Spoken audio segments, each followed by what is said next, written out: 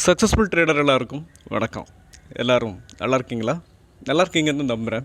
இந்த வீடியோவில் நம்ம ஷார்ட் டேர்ம்க்கு தேவையான ஸ்டாக்கை வந்து நம்ம ஃபண்டமெண்டல் அண்ட் டெக்னிக்கல் அனாலிசிஸ் பண்ண போகிறோம். ஸோ இது மூலயமா ஒரு ஸ்டாக் வந்து நல்ல கரெக்ஷன் கொடுத்துருக்கு அப்படின்றதுக்காக நம்ம வந்து ஒரு 52 வீக்கோ இல்லை அதையும் தாண்டி 50% விட இன்னும் கீழே இறங்கின ஸ்டாக் எல்லாமே நல்ல ஸ்டாக்குன்னு சொல்லிட முடியாது. ஸோ அதனால் நம்ம ஃபஸ்ட்டு ரொம்ப முக்கியமானது ஃபண்டமெண்டல் அனாலிசிஸ் முடிச்சுட்டு அதுக்கப்புறம் டெக்னிக்கல் அனாலிசிஸை நம்ம பார்க்கலாம். ஃபஸ்ட்டு இந்த கம்பெனியை பொறுத்த வரைக்கும் KNR கன்ஸ்ட்ரக்ஷன். ஸோ இந்த கம்பெனி என்ன பிஸ்னஸ் பண்ணுறாங்க, ஸோ என்ன பிஸ்னஸ் மாடல் அப்படின்றத நம்ம தெரிஞ்சுக்கணும். ஃபஸ்ட்டு இவங்க வந்து இன்ஃப்ராஸ்ட்ரக்சர், ஸோ அதாவது ரோட்ஸு, ஹைவேஸ், ஸோ இந்த மாதிரியான செக்மெண்ட்டில் இவங்க இருக்காங்க. ஸோ அது மட்டும் இல்லாமல் இவங்களோட ரெவென்யூ எங்கெங்கிருந்துலாம் வருது அப்படின்றத நம்ம தெரிஞ்சுக்கணும். ஸோ இவங்களோட ரெவென்யூ பொறுத்த வரைக்கும் முக்கியமாக பார்க்கும்போது ஆந்திரா, அதாவது தெலுங்கானாவுக்கு அப்புறம் இந்த பர்சன்டேஜ் வைஸ் பார்த்தோம்னா ஸ்டேட்டுன்னு பார்க்கும்போது இங்கே பாருங்கள். ஸோ ஆந்திர பிரதேஷ் அண்ட் தெலுங்கானா 71%, அதுக்கப்புறம் கர்நாடகா 13%, கேரளா 11%, தமிழ்நாடு 5%. இவங்களோட பிஸ்னஸ் என்ன அப்படின்னு பார்க்கும்போது ரோட்ஸு, ஹைவேஸ், ஸோ அப்புறம் வாட்டர் இன்ஃப்ராஸ்ட்ரக்சர். ஸோ இதுதான் இவங்களோட பிஸ்னஸோட மாடல். ஸோ அது மட்டும் இல்லாமல் இவங்களோட ரெவென்யூ எங்கேருந்து வந்திருக்குன்னு நம்ம பார்த்துருக்கோம். ஓகே, நெக்ஸ்ட் இவங்களோட ஃபண்டமெண்டல் நம்ம பார்த்துடலாம். ஸோ ஃபண்டமெண்டலில் இவங்க ஸ்ட்ராங்காக இருக்காங்களா, வேல்யூஷன் ரொம்ப சீப்பாக இருக்கா அப்படின்றத இப்போ நம்ம பார்க்கலாம். வேல்யூஷன் வைஸ் பார்க்கும்போது இந்த கம்பெனியை பொறுத்த வரைக்கும் ஒரு ஸ்மால் கேப் கம்பெனி தான். ஸோ மார்க்கெட் கேபிட்டல் 3317 கோடி. ஸ்டாக்கோட PE 6.10%. இந்த ஸ்டாக்கோட PE நம்ம இண்டஸ்ட்ரி PEயோட கம்பேர் பண்ணணும். அப்படி இண்டஸ்ட்ரி PEயோட நம்ம கம்பேர் பண்ணும்போது இண்டஸ்ட்ரி PE 17.9%. ஸோ இண்டஸ்ட்ரி PEயோட கம்பேர் பண்ணும்போது கிட்டத்தட்ட 2 மடங்கு கம்மியாக இருக்குது. ஸோ PE பொறுத்த வரைக்கும் இந்த ஸ்டாக்குக்கு ரொம்பவே அட்ராக்டிவாக இருக்குது. அது மட்டும் இல்லாமல் ROCE 28.6%, ROE 27.2% இருக்குது. இந்த ROE ரொம்பவே இந்த ஸ்டாக்கை பொறுத்த வரைக்கும் ஹெல்த்தியாக இருக்குது. அது மட்டும் இல்லாமல் PEயும் ஃபஸ்ட்டு நம்ம பார்த்த 3 பேராமீட்டர்ஸுமே இந்த ஸ்டாக்கை பொறுத்த வரைக்கும் நல்லாயிருக்கு. ஸோ நெக்ஸ்ட் அப்படின்னு பார்க்கும்போது டெப்ட்டு. ஸோ இந்த கம்பெனியை பொறுத்த வரைக்கும் டெப்ட்டு 0.949% இருக்குது. ஸோ டெப்ட்டு வந்து ஓரளவுக்கு இவங்களால் ஒரு கம்பெனியால் மேனேஜ் பண்ணக்கூடிய லெவலில் தான் இருக்குது. ஒன்றுக்கு மேலே இருந்தால் தான் ஸோ அந்த கம்பெனியால் அந்த டெப்டை வந்து மேனேஜ் பண்ணுறது ரொம்ப கஷ்டம். ஸோ இவங்களுக்கு இருக்கிறது கிட்டத்தட்ட 0.49 தான் இருக்குது. ஓகே, நெக்ஸ்ட்டு பார்க்கும்போது ஸோ பிஜி ரேஷியோ பொறுத்த வரைக்கும் 0.14% தான் இருக்குது. ஸோ அதாவது 0.50%க்கு கீழே இருந்தாவே அந்த கம்பெனி வந்து ஒரு நல்ல வளர்ச்சி. அதாவது பிஜி ரேஷியோ அப்படின்னா என்னென்னா ப்ரைஸ் டு ஏர்னிங் க்ரோத் அப்படின்னு பார்க்கும்போது இந்த ஸ்டாக் வந்து இன்னும் எவ்வளோ தூரம் வளரும் அப்படின்றத இண்டிகேட் பண்ணுறதா இந்த பிஜி ரேஷியோ. ஸோ இந்த ஸ்டாக் வந்து இன்னும் மேலே நல்லா போகிறதுக்கான வாய்ப்புகள் நிறையவே இருக்குது. ஸோ நெக்ஸ்ட்டு பார்த்தோம்னா ப்ரொமோட்டர் ஹோல்டிங் 48.8% வச்சுருக்காங்க. FII ஹோல்டிங் 3.6%, DAI 19.3% இருக்கா. ஸோ ப்ரொமோட்டர் ஹோல்டிங் டீசெண்டாக இருக்குது. FII DAI ஆக்டிவிட்டீஸ் நல்லாயிருக்கு. ஸோ இந்த கம்பெனியை பொறுத்த வரைக்கும் ஸோ இவங்களோட PE ரொம்ப அட்ராக்டிவாக இருக்குது. வெறும் PE வச்சு மட்டும் ஒரு ஸ்டாக் வந்து வேல்யூஷன் சீப்பாக இருக்குது அப்படின்னு நம்ம சொல்ல முடியாது. ஸோ PE கம்மியாக இருக்குது இண்டஸ்ட்ரி PEயோட. செகண்ட் பார்க்கும்போது ROCE ஹெல்த்தியாக இருக்குது, ROEயும் நல்லாயிருக்கு. நெக்ஸ்ட்டு பார்க்கும்போது பிஜி ரேஷியோ சூப்பராக இருக்குது. ஒரு கம்பெனியோட நம்ம வேல்யூஷன் பார்க்கும்போது இந்த கம்பெனி 52 வீக் லோவ்லையும் இருக்குது. அதே சேம் டைம் இதோட வேல்யூஷனும் சூப்பராக இருக்குது. நெக்ஸ்ட்டு பார்க்கும்போது EPS பொறுத்த வரைக்கும் 16.7% வச்சுருக்காங்க. நெக்ஸ்ட் இவங்களோட ஃபேஸ் வேல்யூன்னு பார்க்கும்போது ₹2. ஸோ இந்த கம்பெனியை பொறுத்த வரைக்கும் புக் வேல்யூ 169 இருக்குது. ஸோ ரொம்ப ஸ்டாக்கோட ப்ரைஸ்ன்னு பாருங்களேன், கரண்ட் ப்ரைஸ் 118 தான், ஆனால் புக் வேல்யூ 169 இருக்குது. ஸோ புக் வேல்யூவோட ரொம்ப கம்மியாக ட்ரேட் ஆகிட்டுருக்கு ஒன் ஆஃப் த ஸ்டாக்குகளில் இதுவும் ஒன்று. ஸோ இந்த ஸ்டாக்கை பொறுத்த வரைக்கும் நான் வேல்யூஷன் உங்களுக்கு சொல்லியிருக்கேன். ஸோ வேல்யூஷன் என்னை பொறுத்த வரைக்கும் இந்த ஸ்டாக்கோட வேல்யூஷன் ரொம்ப அட்ராக்டிவாக இருக்குது, சீப்பாக இருக்குது. ஸோ நம்ம என்ன பண்ணலாம்? ஸோ ஓகே, நெக்ஸ்ட் இவங்க ப்ராஃபிட்டபுளாக இருக்காங்களா? ஸோ எந்தளவுக்கு ப்ராஃபிட்டபுளாக இருக்காங்க? ஒரு கம்பெனி வந்து சக்ஸஸ்ஃபுல்லாக இருக்கணும், அதே சேம் டைம் க்ரோத்தை நோக்கி அந்த ஸ்டாக் போயிட்டுருக்கா, அந்த கம்பெனி வந்து போயிட்டுருக்கா அப்படின்றத அவங்களோட ரெவென்யூ பார்க்குறோம். எவ்வளோ தான் ரெவென்யூ வளர்ந்து வந்தாலும் அதுலேருந்து அவங்க ப்ராஃபிட்டாக எவ்வளோ கன்வெர்ட் பண்ணுறாங்க அப்படின்றது நெக்ஸ்ட்டு. ஸோ இது ரெண்டையும் பார்க்குறோம். ஸோ அதுக்கப்புறம் என்ன பார்க்கணும், இவங்க கரண்ட்டாக ரைட்டு நல்ல ரெவென்யூ எடுக்கிறாங்க. அதுக்கப்புறம் பார்க்கும்போது இது கன்சிஸ்டன்ஸாக இருக்குமா, இது கன்சிஸ்டன்ஸாக இருக்குமா அப்படின்றத நெக்ஸ்ட் நம்ம பார்த்துடலாம். ஓகே, இப்போது நம்ம ப்ராஃபிட் அண்ட் லாஸ் ஸ்டேட்மெண்ட்டை பார்த்துடலாம். இந்த 2016 2014 கொடுத்துருக்காங்க. 2014 895 கோடியாக இருந்தது, அப்படியே உங்களுக்கு க்ரோத் ஆகிட்டே போகுது பாருங்கள். 2200, 2400, 2900, 3600, 4000, 4400 இது வரைக்கும் 2014 ஒவ்வொரு வருஷமும் அதோட அந்த கம்பெனியோட ரெவென்யூ வந்து குறையவே இல்லை, ஒவ்வொரு வருஷமும் இன்க்ரீஸ் ஆகிட்டே போயிட்டுருக்கு. ஸோ இது இந்த கம்பெனியோட ரெவென்யூ க்ரோத் எந்த அளவுக்கு சூப்பராக இருக்குது அப்படின்றத நம்ம கண்கூட பார்க்கலாம். ஓகே, நெக்ஸ்ட் இவங்களோட ரெவென்யூ இன்க்ரீஸ் ஆனால் மட்டும் போதுமா, இவங்களோட ப்ராஃபிட் அதிலேருந்து இவங்க ப்ராஃபிட்டாக எவ்வளோ கன்வெர்ட் பண்ணாங்க அப்படின்றது ரொம்ப ரொம்ப முக்கியம். ஸோ அப்படி பார்க்கும்போது இந்த ஸ்டாக்கு ஆப்ரேட்டிங் ப்ராஃபிட் மார்ஜின் பாருங்கள். Operating profit margin 14, 16, 22, 25, 24. இந்த ஆப்ரேட்டிங் ப்ராஃபிட் மார்ஜின் இப்போ கரண்ட்டாக பார்க்கும்போது 34% இருக்குது. ஸோ எங்கேருந்து 14% இப்போது 34% அந்த அளவுக்கு வளர்ந்துருக்காங்க. ஸோ எந்த அளவுக்கு இந்த ஸ்டாக்கோட க்ரௌத் இருக்குது அப்படின்றத நம்ம கண்கூட தெரிஞ்சுக்கலாம். ஓகே, நெட் ப்ராஃபிட்டாக நம்ம இப்போ பார்த்துடலாம். ஸோ ஆப்ரேட்டிங் ப்ராஃபிட்டை பார்க்கும்போதே நமக்கு நெட் ப்ராஃபிட் கண்டிப்பாக தெரியும். ஓகே, நெட் ப்ராஃபிட்னு பார்க்கும்போது 112 கோடியில் இருந்து அப்படியே பார்த்தீங்கன்னா கிராஜுவலாக இல்லை, சூப்பராகவே இன்க்ரீஸ் ஆகிருக்கு. 112 நெக்ஸ்ட் இயர் 99க்கு வந்திருக்கு. அதுக்கப்புறம் 229, 265 அப்படியே பார்த்தீங்கன்னா இப்போ 1000 crore வந்திருக்கு. எப்படி 112 இருந்து 1000 crore வந்திருக்குன்னா இந்த கம்பெனி எந்த அளவுக்கு ஒர்த்தான கம்பெனி அப்படின்றத நம்மளால் புரிஞ்சுக்க முடியும். ஓகே, ஸோ இந்த கம்பெனி நம்ம ஃபண்டமெண்டல் நல்லா இருக்குது. அதே சேம் டைம் இவங்க நம்ம இப்போ ஸ்விங் ட்ரேடிங் பண்ண போகிறோம்னா நம்ம ரிசல்ட்டை பேஸ் பண்ணி நம்ம என்ன பண்ணலாம், ஸோ நம்ம குவார்ட்டர்லி ரிசல்ட்ஸை நம்ம பார்க்கலாம். ஸோ இது வந்து நம்ம இப்போ இருக்க 52 வீக் லோ இந்த அந்த ப்ரைஸில் நம்ம கன்சிடர் பண்ணிவிட்டு அதோட ஆல் டைம் ஹை போகும்போது நம்ம அதாவது செல் பண்ண போகிறோம். ஸோ ஒரு ஷார்ட் டேர்முக்கு நம்ம வச்சுருக்க போகிறோம். ஸோ அந்த ரீசனால தான் நம்ம ப்ராஃபிட் லாஸ் அக்கௌண்ட்டை நம்ம பார்த்துருக்கோம். இப்போது இந்த கம்பெனி இதுக்கு முன்னாடி ஒரு 10 இயர்ஸ்க்கு முன்னாடி இந்த கம்பெனி வந்து எப்படி பெர்ஃபார்ம் பண்ணியிருக்கு அப்படின்றதையும் நம்ம தெரிஞ்சுக்கணும். ஸோ நம்ம ப்ராஃபிட் லாஸ் அக்கௌண்ட்டையும் நம்ம பார்த்துட்டோம், அதிலே ஓரளவுக்கு எல்லாமே முடிஞ்சிருச்சு. அதே சேம் டைம் பர்சன்டேஜ் வைஸாக பார்க்கும்போது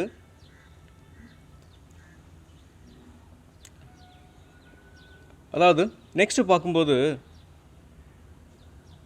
காம்பவுண்டட் சேல்ஸ் க்ரோத் ஒட்டுமொத்த வருவாய் வளர்ச்சி அப்படின்னு பார்க்கும்போது லாஸ்ட் 10 இயர்ஸில் 18% இருந்துச்சு. அதுக்கப்புறம் 14%. இப்போ 3 இயர்ஸ் லாஸ்ட் 3 இயர்ஸாக உங்களுக்கு 10% இருக்குது. So next compounded profit growth பார்க்கும்போது லாஸ்ட் 10 இயர்ஸில் 32%, 5 இயர்ஸில் 32%, லாஸ்ட் 3 இயர்ஸில் 45% இன்க்ரீஸ் ஆகிருக்கு.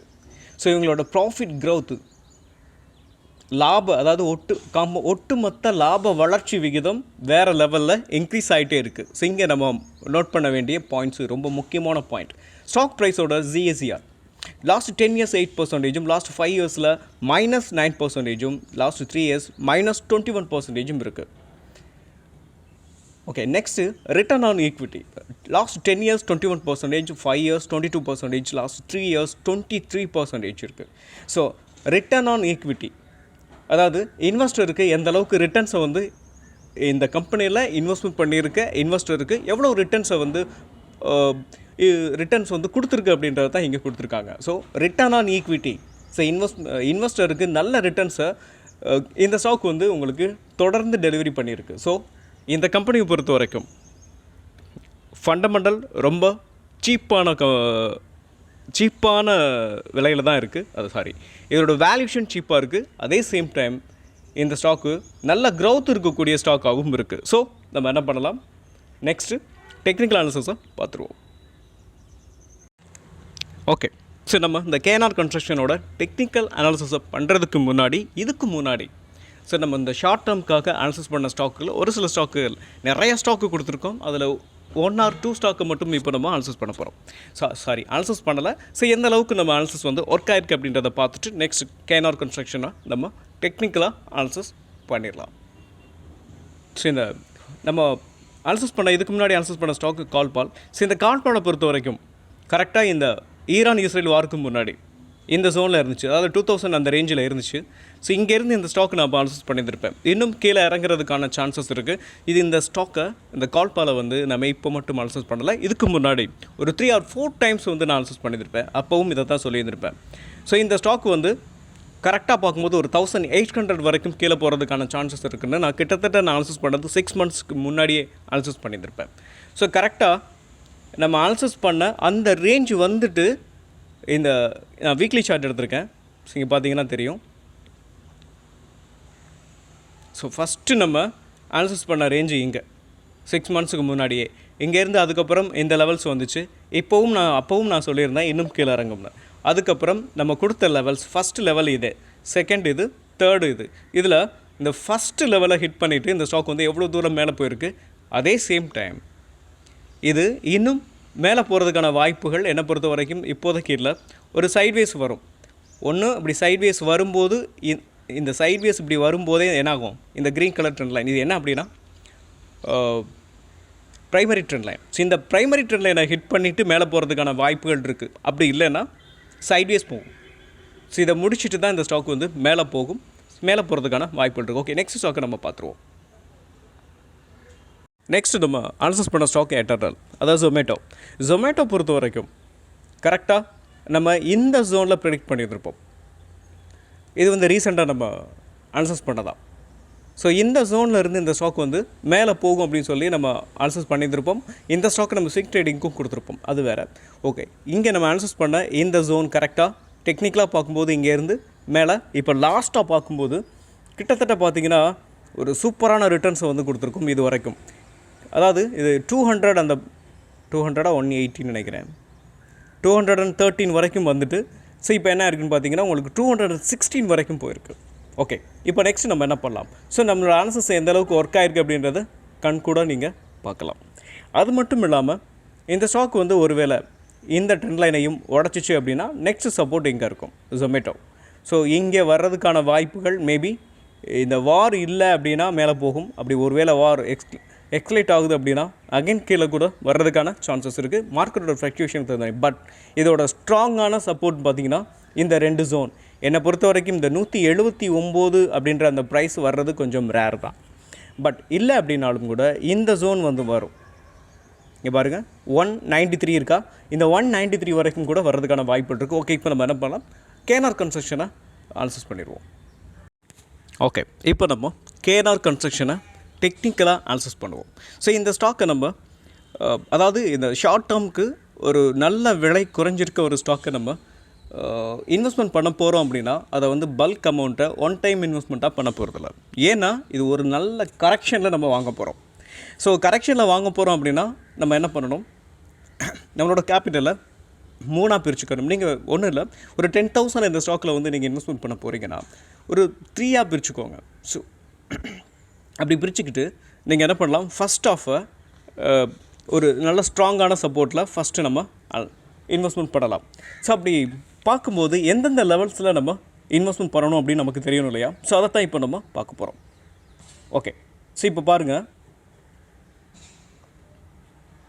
ஸோ இதோட ப்ரைமரி ட்ரெண்ட் அப்படின்னு பார்க்கும்போது இந்த ஸ்டாக்கை பொறுத்த வரைக்கும் இந்த பிளாக் கலர் ட்ரெண்ட் லைன் தான்.